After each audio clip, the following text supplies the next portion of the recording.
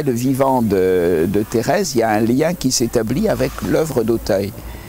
À un moment donné, c'est le père Brottier qui va réinstaller Thérèse d'une manière plus ferme à l'intérieur d'Auteuil, non pas simplement à travers ses œuvres, mais parce que lui-même, il avait été le bénéficiaire en quelque sorte de son aide. Hein.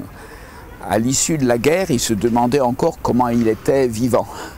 Et il interrogeait les uns et les autres et on l'appelait l'aumônier verni parce qu'effectivement, il sortait des tranchées, il en voyait par centaines tomber auprès de lui et il les ramassait pour comme secouriste quand ils étaient blessés ou comme prêtre quand ils étaient agonisants.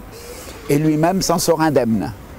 C'est à la fin de la guerre que son évêque vient en quelque sorte lui donner comme une clé de cette protection qu'il a vécue pendant la guerre, en lui présentant une petite image de Thérèse, au dos de laquelle il avait placé une image de son père Brottier, avec simplement marqué à côté, eh bien, occupe-toi de lui parce que j'en ai besoin.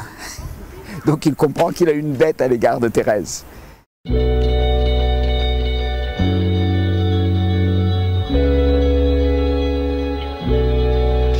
C'est comme un compagnonnage très amical, très fraternel qui peut se vivre avec Thérèse et qui, dans le cadre du service, dans le cadre des rencontres à vivre, dans le cadre des enfants accompagnés ou des adultes à accompagner aujourd'hui aussi, Thérèse est là toute simple pour permettre cette entrée en relation avec Jésus.